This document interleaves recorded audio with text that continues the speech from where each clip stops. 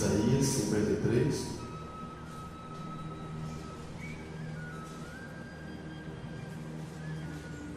A expressão que Isaías usa é essa: pela inspiração do Espírito Santo, ele conduz dessa maneira: quem deu crédito à nossa pregação e a quem se manifestou o braço do Senhor?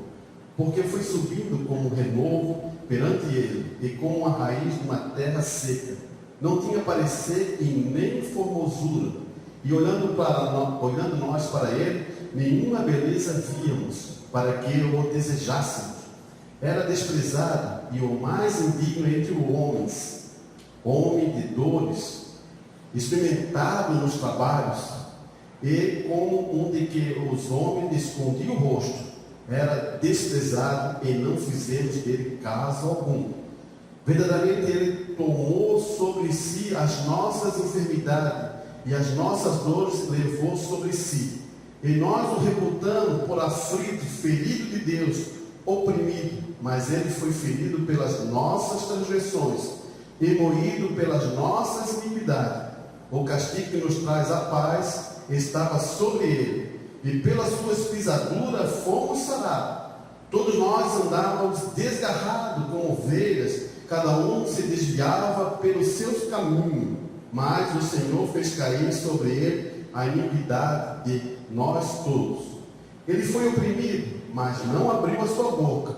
Como um cordeiro foi levado ao matadouro, e como uma ovelha muda perante os seus tosqueadores, ele não abriu a sua boca.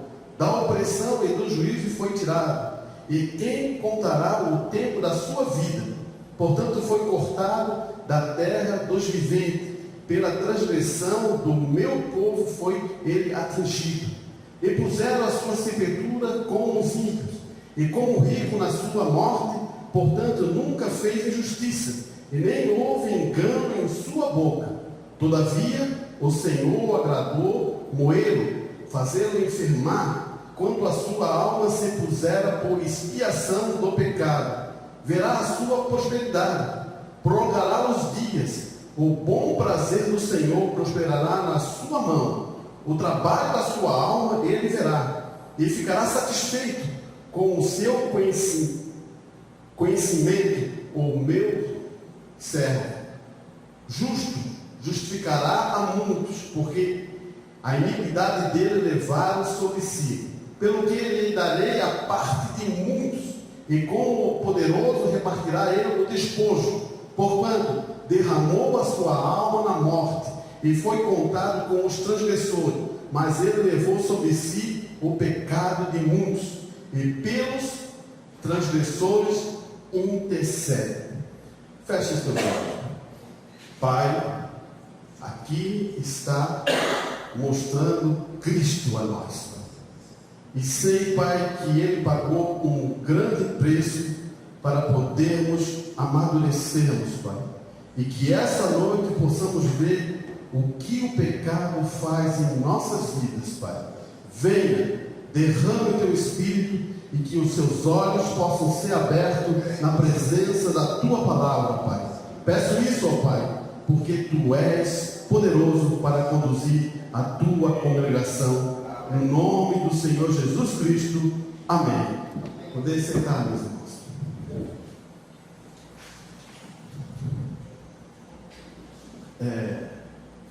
Lendo Isaías, você poderia chegar em casa e ler novamente com tranquilidade sobre isso. Mas quero falar um pouco da questão do pecado.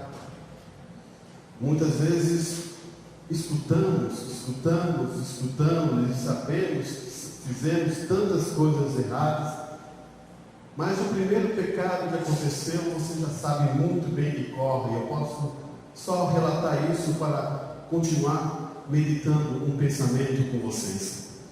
Foi no Jardim do Éden. Nossos representantes, nossos pais representaram e falharam dentro de um jardim. E isso, Todo esse povo, tudo aconteceu e todos esses problemas que você vê, cada ambulância, cada hospital, cada problema que acontece no lar, tudo isso foi gerado pelaquele momento de falha, de pecado. Você teria que dizer assim: meu Deus, irmão, será tudo isso mesmo, Senhor? Lá ele estava no jardim, aqui é um ego, mas só que o irmão Brando chega a dizer na mensagem: aqui é um ego satânico. Por quê? Aqui, esse ego satânico não quer gerar paz em sua vida. Agora, o que está acontecendo, quando Cristo voltar, haverá paz, e o reinado dele será de eternidade. Então não terá mais nenhuma dor, não terá mais nenhum problema, você não terá que sofrer por tantas e tantas coisas. Mas enquanto estamos vivendo nesse ego satânico, estamos sujeitos a tantos e tantos problemas. E o maior problema que temos é o pecado. Você diz assim: irmão Arantes, o pecado é o maior problema? É o maior problema que temos. Vamos dividir isso claramente para você não entrar com um pensamento errado já dentro da Escritura. Pecado é você saber o que é certo e você não faz. E a palavra que está firmada nesse pensamento que o irmão Brana sempre usou em sua mensagem é incredulidade. Pecado não é beber, pecado não é fumar, pecado não é nada disso. Pecado é você saber que aquilo é errado e cometer. E isso é incredulidade. Então, você então diz assim: irmão Arantes, então eu posso beber? Você sabe que é certo? Então você não deve fazer. Você está entendendo? Então, tem coisas importantes para você entender. Por quê? É uma coisa que você sabe que não deve fazer e comete aquilo. Então, isso é incredulidade da onde? Da palavra. O pecado original foi isso que aconteceu na Moed, né? Deus deu uma ordem e disse assim: você não deve comer dessa árvore, da ciência do bem e do mal. E Satanás, através de uma serpente, induziu Eva ao engano, e ela comeu desse fruto. Então, ali começou a incredulidade. E tudo isso que você vê hoje acontecendo, todos esses problemas que você vê hoje acontecendo, partiu dali. Daí você diz assim: irmão Arantes, mas eu não fiz nada disso. Você está correto. Agora Deus não cobra mais nada disso de você, sabia? É outra coisa importante você saber: Deus não vai cobrar esse pecado que aconteceu lá no Jardim do Éden na sua conta, porque Ele já pagou o preço. Pagou o preço. Então, que quando você paga uma coisa, que tem uma dívida, uma coisa que pagou, está pago. Ele não vai cobrar mais de sua vida sobre isso. Agora está o ponto. Por isso que quero ler algumas mensagens para reforçar o entendimento, para você firmar o pensamento. Ele diz assim: ó, a chave para a porta. Olha bem a mensagem: a chave para a porta. Ele diz assim: então o batismo é uma confissão que uma obra interior da graça tem sido feita.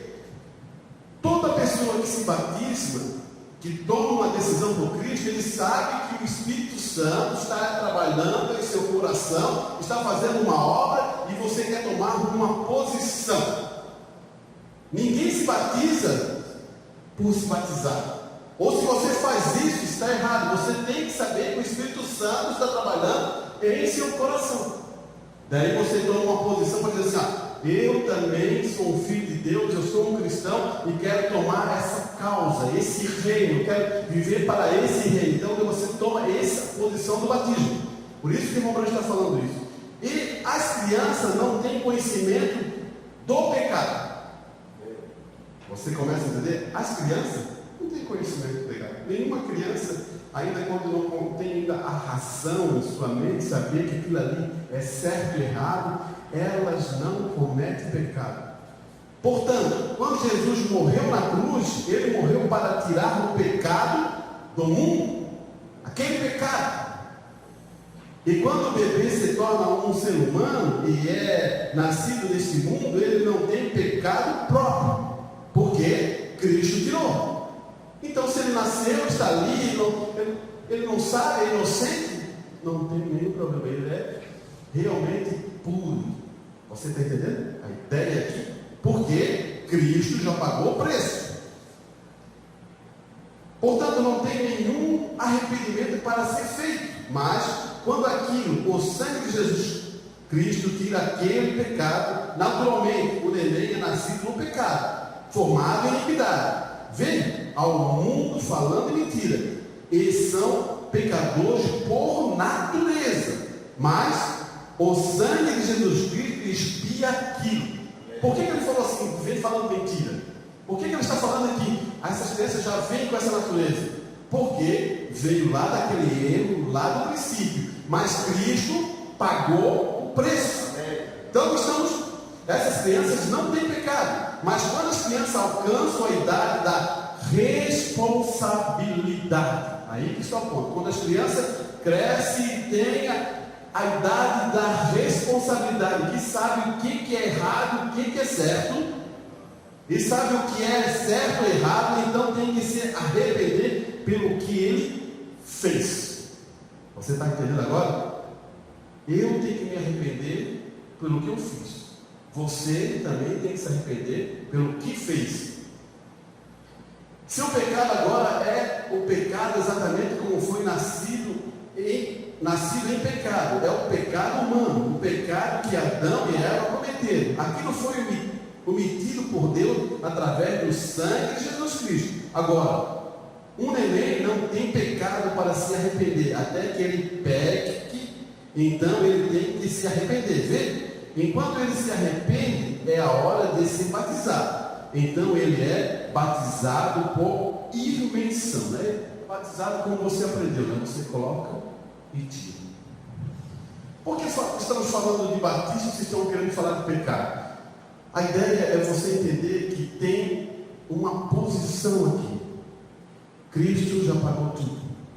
E tudo está na conta. E tudo está ali pago. Agora o problema é nós. Como estamos nós perante a palavra de Deus? Porque precisamos nos amadurecer nesse ponto para entender. Você não é uma unidade única. Você é uma unidade de um corpo. Você está entendendo isso? Você faz parte de um corpo. E peraí, eu sou uma unidade única. Eu vou viver para Cristo, vou servir a Cristo e vou fazer isso. E as pessoas, não. Você faz parte de um corpo. Se você está com um problema, eu estou com um problema. Você captou? Se você tem um problema, eu também tenho um problema. Temos que quebrar essa ideia, porque você acha assim, não, mas se eu estou certinho, mas por que eu... Não, você sofre com o corpo. Não tem a outra coisa. Nosso irmão Carlinho machucou o dedo. Todo o corpo sofreu, né, irmão Carlinho? Todo o corpo sofreu, né? E era um dedo. Você está entendendo? É este o ponto de vista, porque e sofre até o dedo ficar bom e passar tudo e voltar ao seu normal. Ele sofre, ainda sente dor, tem que tomar remédio, tudo isso. Então temos que entender isso. Então todo o corpo sofre por um membro. Porque nós viemos para servir e viver para os outros. Você não veio para viver para você. Se ainda tem essa ideia, o pensamento ainda está pequeno. Você pode ter essa ideia ainda. Não, eu vou viver para mim ainda, estou vivendo minha vida, mas você ainda não contemplou o reino de Deus ainda. Cristo ainda não desceu ao seu coração, porque quando você começa a entender isso, você começa a viver para os outros. Você pensa assim, meu Deus, como isso? Como eu vou fazer isso? Porque enquanto você vive para você, você é mesquinho. Você está vivendo com uma ideia de pensar assim, vou ter que ir à igreja, vou ter que sentar nesse banco, vou ter que ouvir a palavra, vou ter que viver, vou ter que ser certinho, porque senão eu vou para o inferno. Esse pensamento você tem que tirar da sua mente. Você vive para um reino maior. Você vive com uma coisa muito maior. Deus não vai dizer que você hoje é um cristão e amanhã você não é. Você sempre foi um filho de Deus. Você sempre estava na eternidade. Você sempre estava na mente de Deus. Amém. Então você tem que quebrar alguns paradigmas para você ir mais para frente. Amém. Se você acha, não, eu tenho que fazer uma obra para você ir para o céu, você está com um pensamento todo distorcido. E eu quero que você entenda isso, porque se tem pessoas que fazem obra, é o pessoal que serve Allan Kardec, que serve outro, eles vivem para fazer obra. Um cristão perto deles é fichinha. E eu posso dizer isso porque eu tenho uma tia. Então, eu posso dizer isso. Quer ver umas pessoas tão maravilhosas que vocês podem conversar com essas pessoas. Elas são maravilhosas na conversa, na tranquilidade, no transmitir. Mas eles estão tão longe da verdade, tão longe, que é como você desse um tiro no alvo, eles estão a milhas desse alvo. Você tem que entender que Deus foi o que te elegeu. Que Deus foi o que te chamou. E Ele chamou para um propósito. Você ser santo. Sabia? Santo. Ele não te chamou para ficar trancado de novo, preso no pecado. Então não há libertação. Se Ele dá-te e faz liberar esse pecado, e faz você ser um santo, agora há um benefício em sua vida para prosseguir. Olha aqui. O pecado significa errar o alvo. Como pode você estar atirando? Você erra o alvo? É melhor você ajustar a sua arma. Bem, porque há algo errado. Você errou o alvo. Vem, voltar e tentar de novo. Eu gosto disso. O irmão Bruno fala assim: você errou o alvo. Eu posso errar o alvo, você pode errar o alvo. E quantas vezes você pode errar o alvo? Mas o importante é isso aqui: volte, regule a sua alma e atire o alvo novamente. O problema é que as pessoas dizem: não, acabou. Cometi isso aqui, acabou. Estou perdido. Não, regule a sua alma novamente e atire novamente. Você tem que saber que esse Deus quer dar a oportunidade, vai dar oportunidade. Estamos vivendo uma graça. E quando você está realmente regulando a arma, você quer acertar o alvo. Você entendeu? O problema é quando você não quer mais regular a arma. Você está regulando a arma porque você quer acertar o alvo. Você está entendendo o que o Romano está dizendo aqui? Olha bem, ele fala assim: melhor ajustar a sua arma. Vê, porque há algo errado. Você errou o alvo. Vê, volte e tente de novo. Ver significa voltar. O que quer dizer? Ver significa voltar. Opa, errei por um pouquinho, regulo de novo. E ele vai colocar isso. Você não acertou o alvo quando você quer ser um cristão? Agora ele vai dar um exemplo interessante. Ele vai dizer assim: você vai se unir a uma igreja? Você não vai acertar o alvo, né? Se você vai se unir a uma igreja, não vai. Você erra o alvo quando você deseja ser um cristão e você se aspergiu no nome de Pai, Filho e Espírito Santo. Você errou o alvo de novo. Você entendeu? Jogou umas gotinhas. Você é da igreja católica. Eu estou dando um exemplo para você entender. Você está maduro sobre isso, né? Você joga umas gotinhas, Pai, Filho e Espírito Santo. Pronto. Você vai errar o alvo novamente. Você errou o alvo. É melhor voltar. Você não estará no alvo. Você se espalhará. Então, certo com o mundo. Há somente uma coisa que pode te segurar em perfeita linha. E esta é a Escritura. Primeiro ponto: a Escritura, a Bíblia e a Palavra. Ele colocou tudo no mesmo tom, né? Ora, ambos o céu e a terra passarão, mas a palavra de Deus não há de passar. Ele está dizendo assim: como é que você vai você pega a palavra e coloca ali. Ela vai dar a posição correta daquilo. Para tudo em sua vida. Já vou dizer para você, para tudo. Então, segure a chave. Segure a chave. Fé, aonde? Na palavra. Segure a chave. Fé na palavra. Não tem outra coisa. Segure a chave. Fé na palavra. E cada pouquinho de fé que você crê, e não tenha nenhum pingo de dúvida. Aqui está o problema. O maior problema nosso é quando nós duvidamos. E como é que a gente duvida? Arrazoamos a palavra. E esse é o grande problema. A gente pode ser, não, eu acho que tem um jeitinho aqui, irmão Arantes. Dá para, você está arrazoando. Você foi chamado para crer na palavra e não para arrazoar. Tem assuntos na palavra que eu não posso te explicar, mas que você e eu temos que crer. E acabou. Verdade.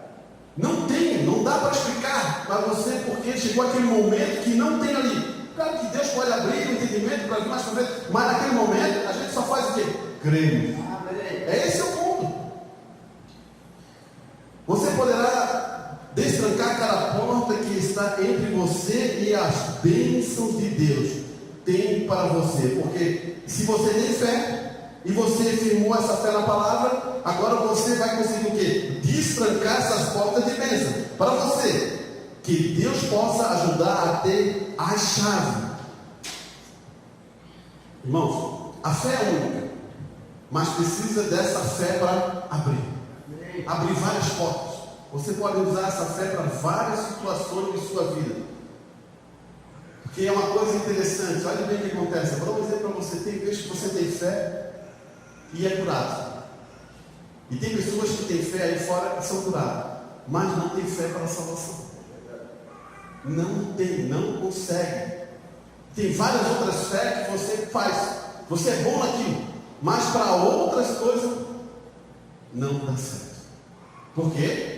Você arrasou aquele processo do caminho. E ele diz assim, ó, que Deus possa nos ajudar a ter essa chave. E a minha oração, vamos inclinar a cabeça, daí ele começa a orar. Essa é uma parte que ele está dizendo. Agora observe aqui, quero entrar nesse assunto aqui, ó, já que estamos firmados nesse pensamento. Vamos lá em Josué, se você conseguir achar aí Josué, deve ser o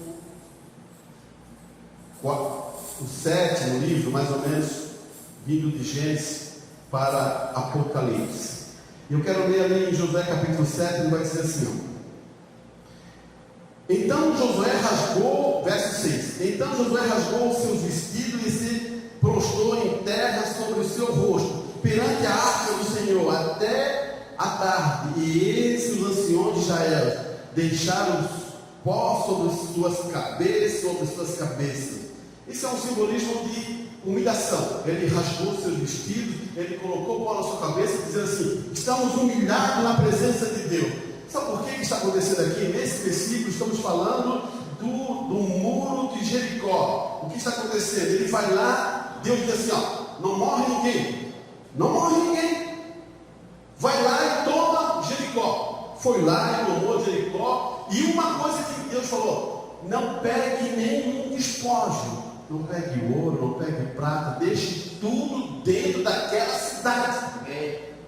Porque antigamente, quando as batalhas tinham, quando uma cidade ganhava da outra, ou um país ganhava da outra, eles iam lá, tomavam o despojo daquele país, ou daquela cidade. Então ele falou, Deus falou assim: ali vocês não coloquem a mão em nada. Aí que está o problema. Cã, ele foi e pegou uma capa e pegou mais algumas coisas e escondeu na sua tenda. Mas Deus falou assim, ó: estou contigo, Josué. Já pensou? Deus vem e fala para você: estou contigo, não morre ninguém. Em nenhuma batalha, todas as batalhas estão na tua mão. Todas as batalhas você vai ganhar. Todas estão na tua mão. Já pensou? Deus falar isso no seu coração: você vai vencer, você vai lutar, você vai batalhar, você vai... Josué está na frente e diz: nós vamos vencer. Ele olha lá para a cidade de Ai, uma cidade pequena, ele calcula, vamos levar 3.000 homens para essa batalha. 3.000 homens, ele disse, essa cidade é muito pequena, vai ser muito fácil, aqui é na muralha, mas lá na cidade que está aberta, 3.000 homens, vai... E manda esses homens. Chegou lá, ele perde a batalha, aquele povo de Ai, ele investe contra aqueles 3.000 homens, e aqueles homens têm que fugir, e nessa batalha de fugir, ele perde 36 homens numa batalha. Mas espera aí, Deus falou que ia o quê? Você está entendendo agora? E Deus tem que tratar com Israel o pecado. Ou você acha que não acontece isso conosco hoje? Temos que tratar as nossas falhas, os nossos erros. Você quer ver uma igreja poderosa? Vamos ter que tratar isso. E ele começa a afirmar alguns pensamentos para você entender o que estou falando. Então disse o Senhor a Josué: levante, porque estás prostrado assim sobre o teu rosto. Você está entendendo isso? Ele prostrou, ele se humilhou, ele rasgou sua veste, ele dobrou seu joelho, ele colocava cinza e ficaram: ó Senhor, o que está acontecendo? Ele falou assim: ó, levanta, Josué. O que ele está dizendo para ele? Ele diz assim: ó, Israel pecou. Você está vendo? Vocês podem ficar aí humilhados, vocês podem ficar dobrados de joelho, você pode ficar aí rasgando o joelho, você pode jogar pau na cabeça, não adianta. Ele está dizendo assim: ó, Israel pecou, até a transgredir os meus conselhos, lhe tinha ordenado até tomar anátema. E também furtaram e também mentiram, até debaixo da sua barraca o puseram. Você entendeu agora? Deus mostrou para Josué e falou assim: ó, está acontecendo isso, Josué. Não adianta você ficar, levanta, homem. É assim que acontece. A gente tem que entender que nós somos um corpo. A batalha ruge para frente. E nós, a igreja de Cristo, ela tem que ir em frente, salvando vidas, transformando vidas, mudando as pessoas, através do poder do Espírito Santo. Mas ela tem que estar ajustada. Você acha que você vai mudar se você tem algum problema? Se você acha que tem um pecado debaixo da sua casa ou debaixo da minha casa, tu acha que eu vou conseguir mudar alguma coisa? Temos que tratá-lo. Existe tratamento. Olha bem o que ele diz no verso 13. Ele: levante, santifique o povo. Levante, santifique o povo.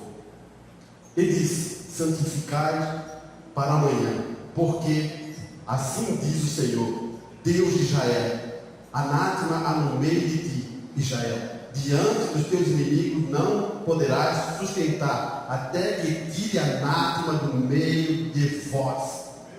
Então, por que isso? Por que Deus faz isso? Porque Deus já deu uma libertação, já tinha mostrado todo um processo, como seria assim: se não tem anátema, se não tem a incredulidade, se não tem o pecado, é invencível o exército de Deus. Você é invencível. Você entendeu isso? Quem é o homem perfeito? Não é Cristo? Nele há pecado? Não há pecado. Por que ele vence?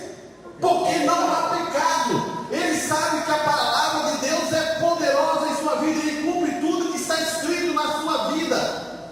E a mesma coisa, você não é a noiva de Cristo? Então há um poder sobre ti. Agora você tem que estar ajustado, eu tenho que estar ajustado para caminharmos para frente. Olha o que está dizendo aqui. Ele fala assim: ó, amanhã, pois, chegareis segundo as vossas tribos, e será que a tribo que o Senhor tomar se chegará segundo a família, e a família segundo o que se chamar por casa, e a casa o Senhor tornará a ser chamado o homem por homem. Porque Israel era feito assim, era por tribo, depois por um grupo, depois pela casa, depois ele sabia qual. E foram usados a sorte lá. Eles foram tirando uma sorte, mas não é sorte. Alguém na Bíblia você diz essa expressão. Preste bem atenção, não existe sorte na Bíblia. Você acha que tem sorte para você? Usamos essa expressão porque estamos acostumados a usar, a falar. Não existe sorte. Porque senão você vai contra a palavra de Deus. Tudo contribui para quem ama a Deus. Então, tudo que acontece em sua vida contribui para você porque você ama a Deus. Não existe sorte nisso. Ah, não, hoje eu tenho uma sorte. Não. Isso já estava predestinado e era um destino de sua vida. Você é eleito porque Deus chamou. Então você começa a ver que Deus começa a trabalhar e chega em Acã. E Acã, eu fico pensando uma coisa, irmão. Eu vou ler aqui, você está lá no capítulo, versículo 21. Preste atenção como esse homem relata a situação. A igreja já está um pouquinho madura para compreender esse relato. E você poder ser uma pessoa que tem uma visão melhor do assunto. Olha bem o que vai dizer aqui. Ó.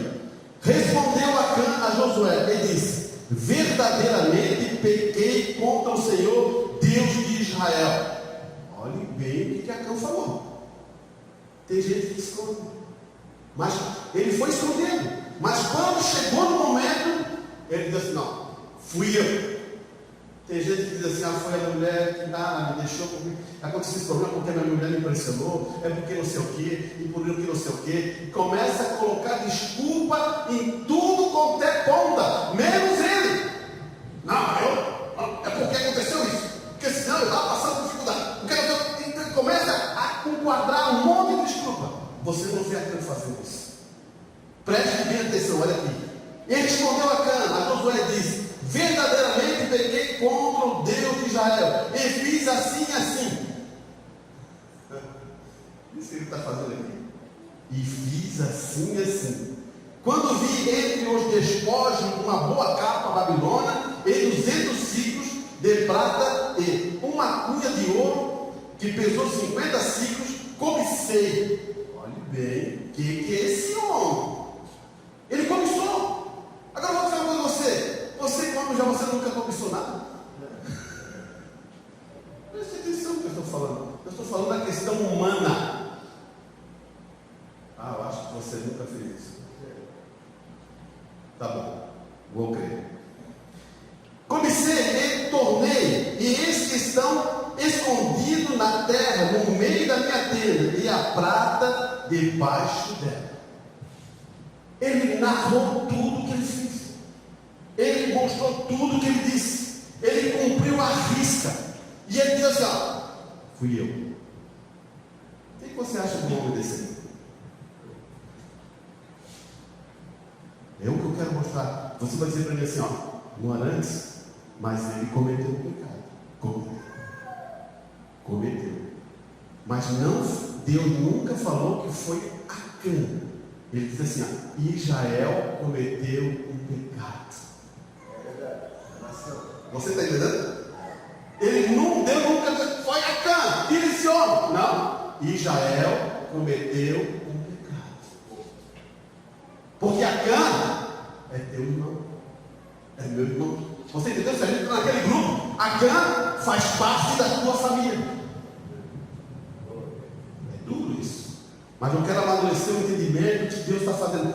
Deus está tratando do pecado dentro de Israel. Deus está amadurecendo o seu povo para tratar o pecado. Não é por causa daquela pessoa, mas você vai ser ignorante. Mas ele foi apedrejado, ele, sua família, todos os seus animais, tudo foi. Isso foi. Não posso esconder porque está aqui dentro da Escritura. Mas tem uma coisa importante que você vai ser. Aquilo virou um símbolo para Israel sobre o pecado. Quer dizer, passava ali um filho esse monte aconteceu assim, assim, assim, por causa que houve um problema, e Deus disse que era todo o povo, e aquilo ficou uma forma de mostrar que havia que ser tratado o pecado. É como se fosse uma referência para você tratar o pecado, não cometer na sua família. E aquilo aconteceu. E agora eu vou dizer uma coisa para você. Você julgue o que você acha. Agora eu estou falando eu. Não estou firmado dentro da Bíblia. Eu estou falando a minha pessoa. Não misture uma coisa com a outra. Esse homem, na forma como ele narrou tudo isso, e na forma como ele colocou e posicionou a sua posição, eu creio que ele foi um salvo. Não estou querendo que você creia. Eu estou dizendo eu. Porque ele tomou posições. Mas você não, ele perdeu sua vida. Perdeu. Ele perdeu as bênçãos. Perdeu. Mas ele tomou uma posição correta no final da sua vida. Você quer ver tomar uma posição correta no final da sua vida? O ladrão da cruz.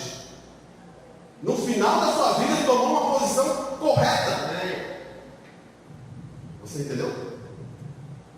Então, por que Deus quer fazer isso? Ele quer dizer assim, ó, nós, como um corpo místico do Senhor, devemos tratar os nossos problemas, porque eu com problema impeço a bênção de Deus. Você com um determinado problema, você impede a bênção de Deus. Não é, mas fui eu que fiz. Não, você impede a bênção de Deus. Você agora viu como você tem grande responsabilidade? Você começa a entender qual é a nossa responsabilidade um pelo outro? Se você vê um problema lá naquele irmão, você vai lá contar para todo mundo? Você vai lavar isso aconteceu também? É isso que Deus me ensinou? Não. O quanto você puder baixar isso, ajudar aquele irmão, ajudar aquela irmã a se erguer, você receberá bênçãos sobre sua vida. O problema hoje é que aconteceu uma coisa, existe uma internet que abre assim, ó, e destrói tudo. Tomara que você não seja a pessoa que leva essas coisas. Amém. Aleluia. E você quer bênção? Não, mas você vai dizer para mim, ignorantes. Talvez isso é duro. Isso aí estamos falando dentro de casa, né? Aleluia. Preste bem o que eu estou falando. Eu não vou pregar isso dentro de uma outra congregação, eu não vou pregar isso para o povo afastado, dentro de. Somos irmãos, somos família, queremos o melhor um do outro, queremos a melhor coisa. Então, isso é para amadurecimento dentro da igreja. Aleluia. Vamos um pouquinho para frente para você entender. A crueldade do pecado, a pena que custou para afastar o pecado de nossas vidas. Então, a crueldade do pecado, a pena que custou para afastar o pecado de nossa vida. Eu quero falar só alguns momentos. Estamos sempre felizes quando se trata de gozo no Senhor está em nosso meio. E como eu regozijo com vocês grandemente, mas algumas vezes você já parou para pensar o que custou para tê-lo? Você já se deu conta exatamente o preço que está por trás disso? Qual foi o julgamento e qual o pecado, a pena do pecado? Quão cruel deve ser o pecado quando se fez que o Filho de Deus fosse ao Calvário e Deus o golpeou, virou-se a face dele e ferisse e ele ficasse aflito. Veja quem era ele. O irmão Brana chega a dizer assim, ó, quando ele foi golpeado e Deus fez assim, ó, virou. Você pode ver seu filho ser golpeado? Você pode? Massacrado? E você é a culpa disso? Você tem que entender isso, irmão, porque esse é o poder. Agora Deus ainda faz assim, não, eu vou dar ainda a ele poder para vencer as batalhas. E ainda criamos pecado em nossas vidas.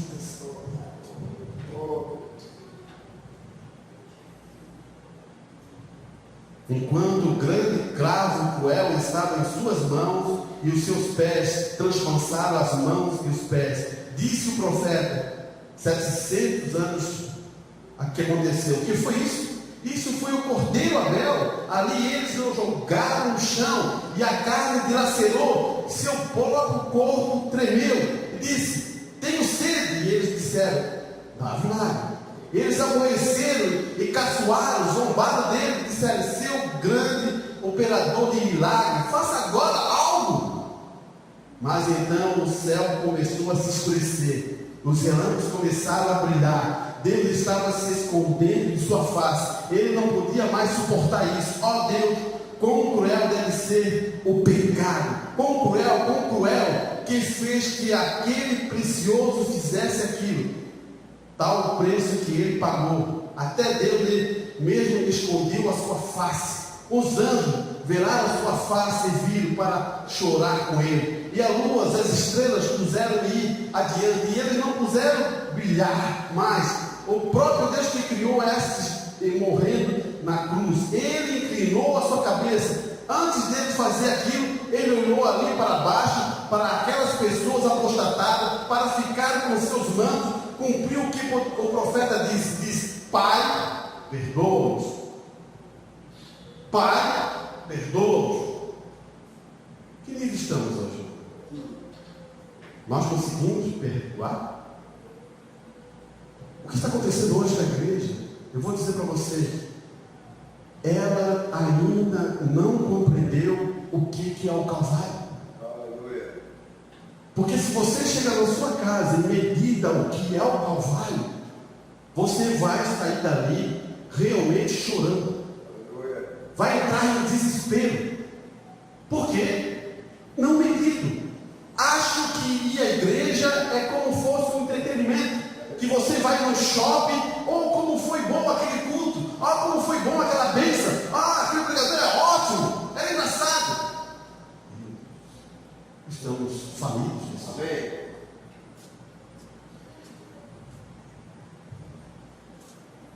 Perdoe, eles não sabem o que fazem, tudo em amor. O cordeiro de Adão, o cordeiro provido de Deus, morto desde a fundação do mundo, ali ele morreu. E esse amigo até mesmo abandonou por Deus ele mesmo. Deus e então seu próprio pai o abandonou sangrando. Então a gente começa a entender uma coisa, irmãos: tudo isso pelo pecado. Agora eu fico pensando que tudo isso abre um precedente grande. Cristo morreu e foi como um cordeiro lá para ter uma família. Você faz parte dessa família? Já pensasse nisso? Ele podia viver a vida dele, ele podia casar, não lembra disso, ele podia fazer a vida dele, estar tranquilo, viver aquela vida aqui nesse tempo e ir embora. Não, ele pagou o preço. E pagar o preço, eu me lembro de uma coisa: você está realmente santificado? Você paga o preço? Deus quer que você se santifique. E não brinque com isso, porque estamos vivendo no tempo final. Não brinque com isso, irmão. Você tem que parar de brincar com a palavra de Deus e achar que é engraçado. Eu vejo muito cristão pensando que é brincadeira a palavra de Deus. Não é. Para com isso. Dê uma parada, dê uma pensada, dê uma freada. Nós não viemos para ser engraçados, nós viemos para ser cristãos, filhos de Deus, para iluminar a palavra de Deus. Engraçado, é bom você brincar, é bom. Eu estou dizendo que não é. Eu não quero fechar uma porta lá atrás. Nada você não tem. Agora você tem que ser sisudo. Não vejo um cristão sisudo. Eu vejo um cristão amoroso, que ele possa, ele tem prazer, ele quer viver. Eu vejo tudo isso. Mas nós não possamos passar do limite em algumas outras coisas. É isso que eu vejo, né? Aqui ele vai dizer assim, Aí eu vi. O que ele necessita hoje é de um ajuntamento. O que necessita hoje é de um ajuntamento, de uma reunião de oração, e de permanecer ali até que Deus envie a adoção do Espírito Santo. Agora preste bem atenção. O que o irmão está dizendo assim, você precisa estar numa reunião de oração, que ele vai mandar o Espírito Santo e vai te adotar. Então vou ler aqui para você escutar. O que necessita hoje é de um ajuntamento, de uma reunião de oração, e de permanecer ali até que Deus envie a adoção do Espírito Santo, fazendo o Espírito Santo descer e colocar na igreja colocar na igreja. Não é homem que coloca isso. Grave o que estou falando. Descer e colocar na igreja apóstolos, profetas, mestres, evangelistas, pastores. Você está pedindo? Você vem para a reunião da oração e diz assim: Senhor, que o teu reino venha. Que o teu reino venha. Que seja feita a tua vontade. É isso que você está pedindo? Ou você, primeira coisa, pede para você? Eu preciso, Senhor. É o carro que saiu agora novo, modelo esportivo. É aquele que eu quero. Deus vai te dar. Vai te dar. Mas o teu pensamento está errado. Você entende o que eu quero dizer? Deus dá. Se você quer uma coisa e você luta por aquilo ali, Deus dá. Você pensa que não? Prove. Eu quero tal coisa. Deus dá. Mas muitas vezes as coisas que você está em perigo, tome cuidado. Porque aquilo talvez possa ser uma pedra de tropeço em sua vida. Preste bem atenção. Deus derrama bênção aos seus filhos. Agora, quanto mais bênção Ele derrama aí na sua vida, você tem que refletir mais Cristo. Porque se você não está refletindo Cristo para derramamento de bênção, então alguma coisa está errada. Você está entendendo? Como pode? Deus está derramando bênção e de vez eu ir mais para Cristo, mais estou me afastando. Você entende? Se você fosse um pai, começasse a derramar bênção para o teu filho, e teu filho cada vez mais se afasta de ti, o que você faria? Porque o pai quer ver o filho próximo. Mas parece que não é desse jeito que a gente faz. Preste bem atenção. Ele fala assim: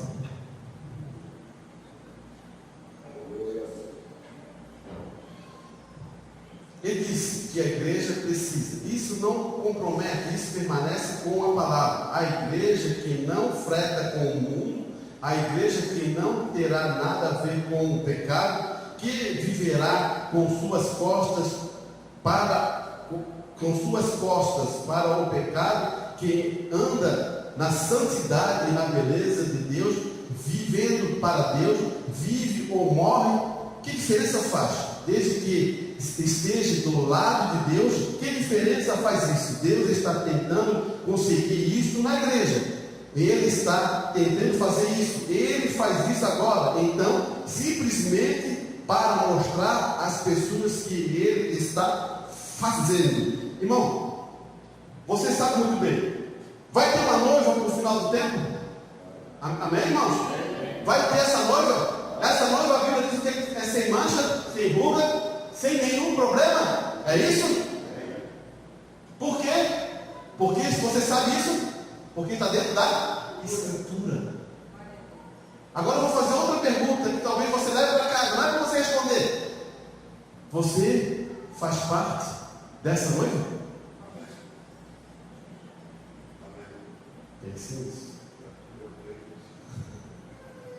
Você faz parte dessa noiva? Daí tem outro ponto chave. Você reflete Cristo?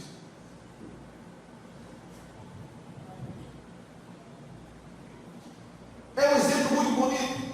E Deus nunca muda a sua atitude para com o pecado. É o mesmo ontem, como foi então. E não há nenhuma esconderijo aqui embaixo. Somente em Cristo você está seguro. Você acha que Deus, você pecou, eu pequei, Ele vai mudar? Não. Ele não muda. Ele vai aplicar o mesmo procedimento. Você está entendendo? Porque Ele não pode mudar.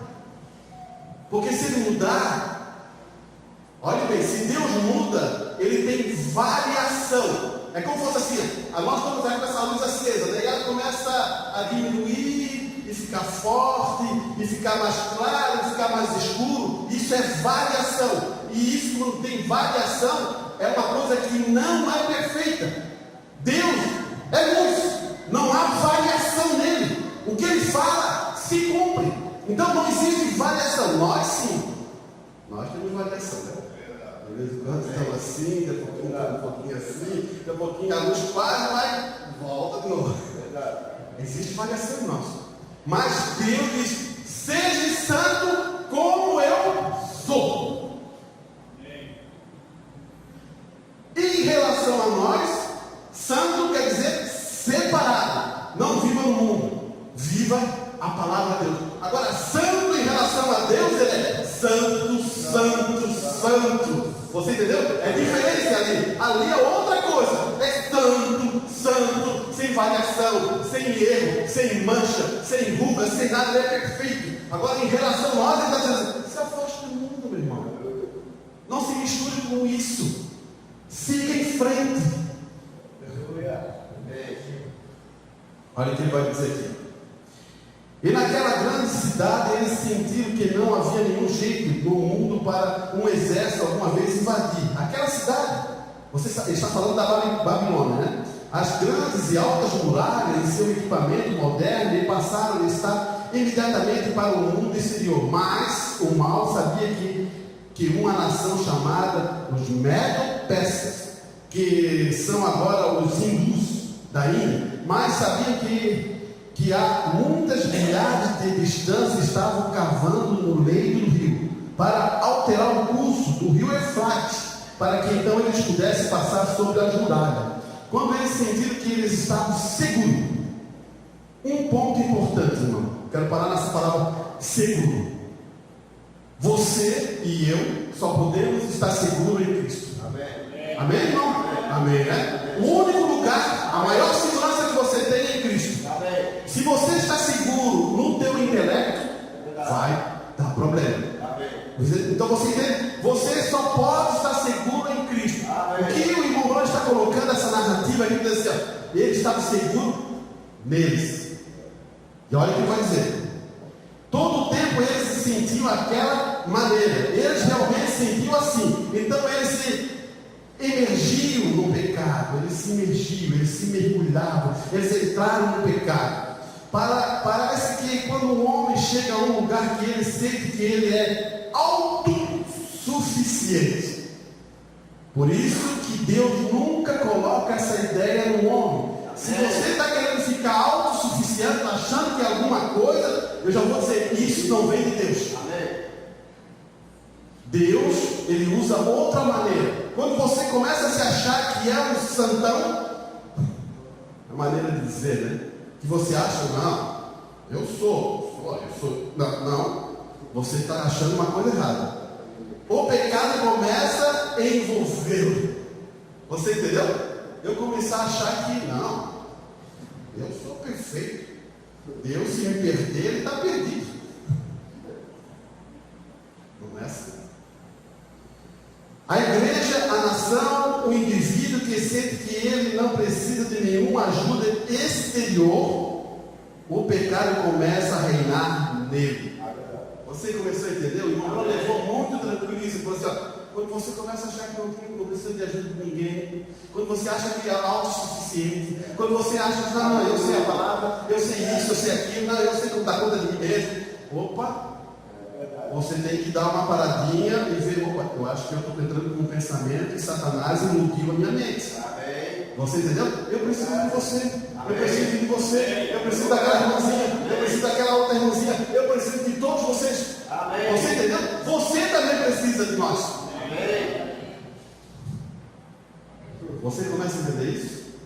É isso? Eu preciso. Eu não faço. Nós todos levantamos. Aleluia. E ele vai dizer assim, e o pecado começa a reinar nele. E isso é verdade. E nós observamos também que quando as pessoas começam a se sentir superior, geralmente o pecado chega e a infecciona. Quando você acha que é maior, quando você acha que é melhor, daí houve uma infecção. Você tá? É outra coisa que você vai dizer, Deus não coloca isso no coração de ninguém. Deus quer que você seja humilde, aleluia, simples, viva uma vida cristã tranquila. Amém. É isso que Ele quer. Então, quando chegaram àquelas portas, eles pensavam que estavam seguros. Porém, Deus olhou do céu e o pecado é uma desgraça para qualquer, irmão Brando usa nação, né? Ele diz assim, para qualquer nação. O pecado é uma desgraça para qualquer ser humano. Daí você diz, por que um pecado é uma desgraça para nós? Sabe por quê? Você se separa de Deus. Você entendeu? Vamos lá em Gênesis. O pecado separou nós de Deus. Do quê? Do companheirismo. Deus, todo final de tarde, vinha conversar com você. Vinha conversar com Adão. Vinha conversar com Eva. E hoje Ele quer restaurar isso novamente em nós, irmão. Daí você diz assim, o que precisamos para isso, irmão Arante? Você tem vindo, você tem ido na sua casa, você tem meditado na palavra, você tem orado realmente como deve ser? Irmãos, a oração é a maior alavanca que nós temos. Você, quando entra na oração, se você souber isso e entrar realmente meditando nas palavras de Deus, porque eu quero levar uma coisa importante para você. Eu já tenho falado com um irmão e quero reforçar esse pensamento, porque é importante você entender. Porque a palavra meditar, ela foi colocada de uma maneira para nós, muito no nosso cotidiano. Você vê na internet, você coloca assim, meditar. A primeira coisa que você vai ver é um hindu, você vai ver um Buda, você vai ver tal coisa lá da assim, meio barbudão, cabelo assim, aquela roupa lá do Oriente. Tem que meditar desse jeito, tem que fazer assim. E eles usam umas palavras bonitas, né? Então, eles têm um amadurecimento e alguns conhecimentos que ajudam na vida natural. Mas não é esse meditar. Não é esse tipo. Vou mostrar o que é meditar na palavra de Deus no primeiro salmo para você. E vou finalizar. É assim, Bem-aventurado o homem que não anda segundo o conselho dos ímpios, e nem se detém no caminho dos pecadores, e nem se assenta à roda dos escarnecedores. Antes tem o seu prazer na lei do Senhor, e na sua lei, olhe bem agora, medita de dia e de noite. Então existe uma coisa, a lei do Senhor para você meditar. Você captou agora? Você medita na palavra de Deus. Não é ficar meditando assim, agora eu sou um transcendente. Respira, abaixa agora, deixa as coisas calmas, tranquila, fica assim, relaxa. Vai ser o que acontecer, já li para vocês uma mensagem comprando, né? Vai entrar um espírito ali, porque você abre uma porta. Você captou?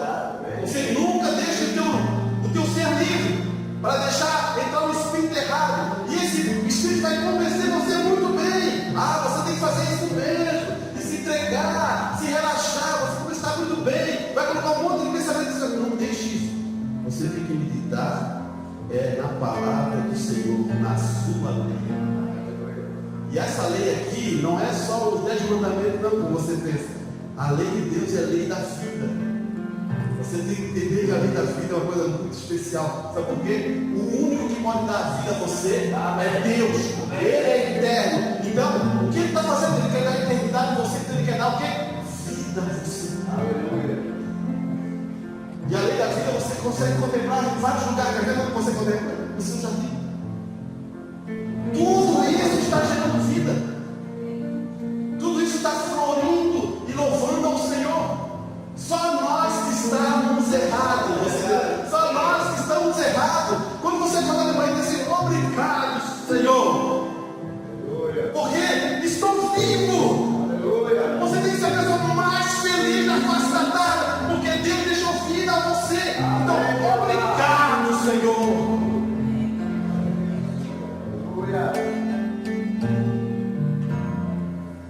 Será que Deus gastou a vida dele?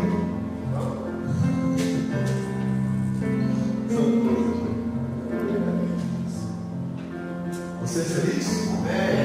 Então, claro que eu estou falando. Você tem que dar graças a Deus por essa vida que eu dou. Uma vez eu falei uma mensagem assim: quando você abre lá e começa a ler e teu nome não estava naquele comentário que era do jornal, seja feliz. Deus ouvida você. Daí você diz assim: não, eu sou cuidado. Não, você não é correr, mas você corre agora do jeito que você tem a idade.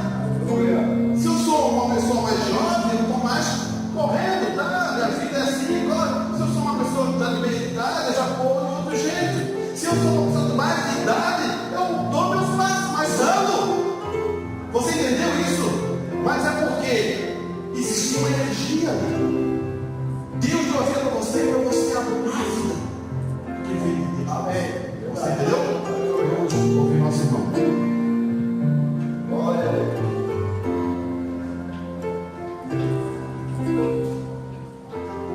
Hino 68, página 101.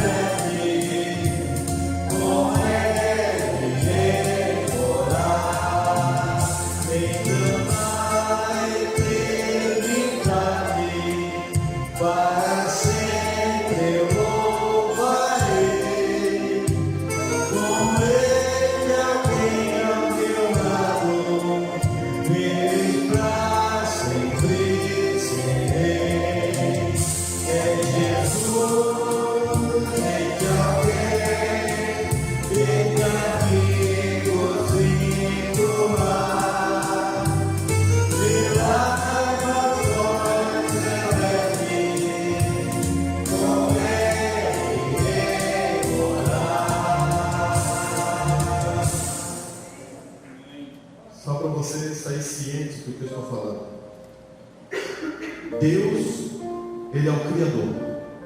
Ele criou todas as coisas. Agora preste bem atenção. O Romano diz assim: Satanás é um perversor. Ele perverte. Então ele pega o que foi criado e perverte. Deus deu a vida a você. Como é que você vai querer morrer? Preste atenção. É uma perversão. Porque o pecado faz essa perversão. É a mesma coisa dizer assim: ó, você quer a verdade ou a mentira? Você quer a verdade? Então você não deve segurar uma mentira. Deus deu a vida a você, então seja a pessoa mais feliz dessa terra. Porque um cristão não morre, ele transcende. Você entendeu? Ele não morre. Esse tabernáculo aqui, ele vai tombar. Você entendeu? O homem interior que você não consegue ver, o irmão Arantes, o homem interior do irmão Arantes aqui, você não consegue ver. Esse você entendeu o que eu quis dizer, né? Não tem como.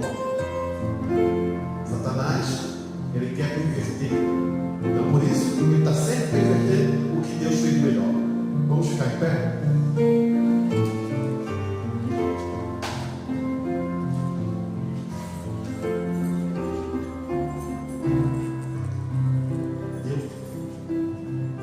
Tem uns pedidos. Deixa eu ver se eu encontro aqui, irmãos. Pedido pelo irmão Aderbal, né? Irmão Carlinho, irmão Emílio.